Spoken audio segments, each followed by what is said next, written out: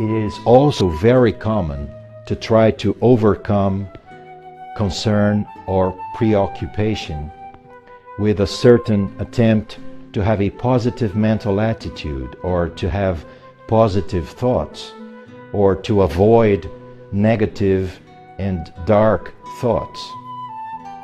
But in essence, when we truly pay attention to our thoughts, we realize that they work pretty much on their own, and the level of control that we can exert on them is quite limited. The same happens with our emotional life. We try to be brave, we try to be courageous, we try to connect ourselves with faith.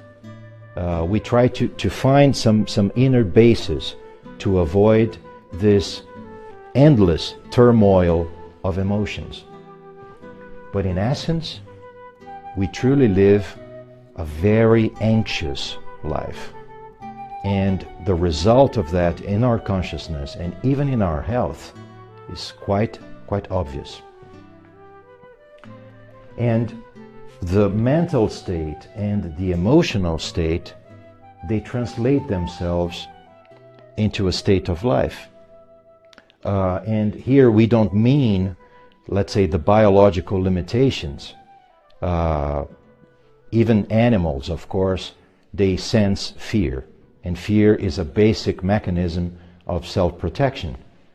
But this situation, this biological background or situation, gets severely aggravated by the total lack of balance of our mental and emotional life. So, we try to project a different image. We try to find some inner basis to live a better and more balanced life. But in the end, even if externally we may demonstrate some of those qualities that we seek so desperately for, if we pay attention to ourselves, we truly know who we are. We know exactly what kind of life and what kind of emotions and thoughts and reactions we have inside, like a boiling water. For those that realize that, they try to follow a path of transformation. They try to follow a path that will allow them to live a different life. And here we mean, for example, the esoteric world, and all the attempts and all the initiatives that we try to implement, that we pursue, sometimes so desperately. In the sense of our head, in the sense of our thoughts, our mental life, so many people, they seek for the occult. They seek for the hidden powers, the hidden senses. Others, they look for or they search for a mystic experience, an experience that may detach their consciousness from the physical existence and project their consciousness into the astral world, into the etheric world. And others, they try to put in practice their hidden powers associated with magic abilities, magic possibilities, such as healing, such as influencing others, most of the times, countless times, on a positive way.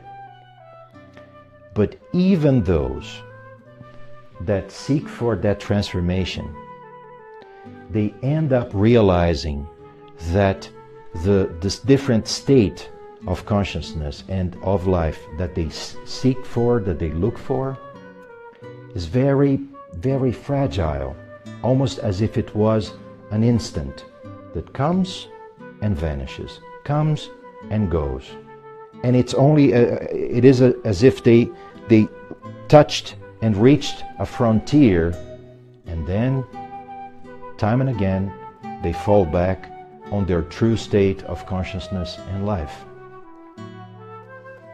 So, despite of the fact that, in most of the cases, those attempts, those efforts are extremely valuable, especially for gaining inner strength and inner experience, we must realize that all those efforts, they don't lead to a true transformation.